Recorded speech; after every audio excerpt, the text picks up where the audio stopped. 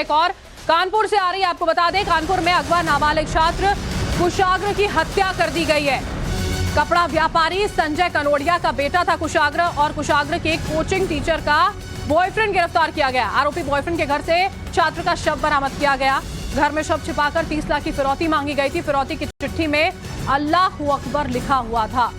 Coaching teacher के boyfriend को शक था कि मृतक छात्र का टीचर से प्रेम संबंध था। पुलिस ने छात्र कुशाग्र का शव फजलगंज थाना अंतर्गत ओमपुरवा से बरामद किया है, जहां कोचिंग टीचर का बॉयफ्रेंड जो है वो रहता है।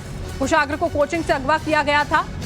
आरोपी यहां लेकर आया था और हत्या के बाद अपने ही घर में शव को छुपाकर फिरौती की साजिश उसने रची थी। सूचना मिली थी कि एक कानोडिया परिवार है जिनका बच्चा गायब है, और उन्होंने यह भी बताया कि एक स्कूटी से कोई व्यक्ति आकर के एक लेटर फेंक गया है। हमने लीड जो है सारी खंगाली है। स्कूटी हम ले आए हैं आइडेंटिफाई करके, सारे कैमरे खंगाले गए हैं। कुछ संदिग्ध लोगों को भी हम ले आए हैं, और फ्रूटफुल लीड है, काफ़ी फ्रूटफुल लीड है, and we are expecting earliest result. जैसे ही बाकी चीज़ें क्लियर होती हैं, will come and will apprise to all of you. और हमारे सहयोगी विनोद जो है वो इस वक्त हमारे साथ जुड़े हुए हैं, उनका रुख करते हैं। और हमारे साथ में अभय अवस्थी भी कानपुर से जुड़े हैं, उनसे समझने की कोशिश करेंगे इस पूरे मामले को। विनोद, कुशाग्र की हत्या कर दी जाती है फिरौती के मामले में, ये पूरा का पूरा मामला कैसे सामने आया, कैसे परत दर परत सारी चीजें जो है वो स्पष्ट हो पाई, बताएं जरा। देखिए, संजय कनोडिया गुजरात के रहने वाले हैं, बड़े व्यवसायी हैं, कपड़ा का कारोबार है इनका, और कानपुर के आर्य नगर में रहते हैं। इनका बेटा है कुशाग्र, जो जयपुरिया स्कूल में क्लास 10th में पढ़ता है। इसके अलावा शाम को वो कोचिंग भी जाता है। शाम 4 बजे, सोमवार की शाम 4 बजे वो घर से कोचिंग के लिए निकला था, लेकिन देर शाम तक जब नहीं लौटा तो घर वाले परेशान हो गए, और उन्होंने उसके दोस्तों से, उसके रिश्तेदारों, अपने रिश्तेदारों में यहाँ फ़ोन किया, लेकिन कोई जानकारी नहीं मिली। थाने गए और उन्होंने बाकायदा एक कंप्लेंट दर्ज की।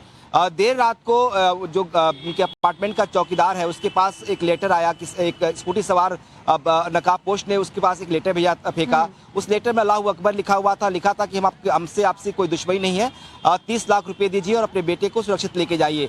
इसके बाद ये इन्फॉर्मेशन जो है पुलिस के साथ शेयर की गई। पुलिस ने कई सारी टीमें गठित की, लगातार रेड्स किए गए। पता चला कि जो छात्र था कुशाग्र, वो ट्यूशन के लिए गया था, लिहाजा पुलिस जो सबसे पहले उस ट्यूशन टीचर के पास पहुंची। वो महिला टीचर थी जो कुशाग्र को ट्यूशन पढ़ाती थी।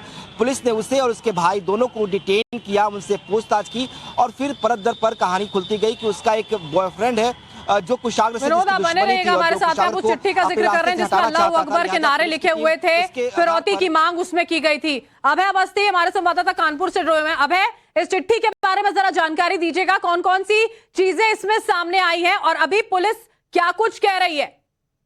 बिल्कुल, फिलहाल जो पुलिस की टीम है वो इन्वेस्टिगेशन पूछताछ कर रही है। जो 3 लोगों को पुलिस ने गिरफ्तार किया था, उनसे लगातार कल देर शाम से ही पूछताछ रायपुरवा थाने में चल रही है। और कानपुर के जो कमिश्नर हैं या ज्वाइंट कमिश्नर हैं, दोनों मौके पर मौजूद है। फिलहाल जो परिजन है बच्चे के, वो अब पोस्टमार्टम हाउस के लिए डेड बॉडी को भेज दिया गया है।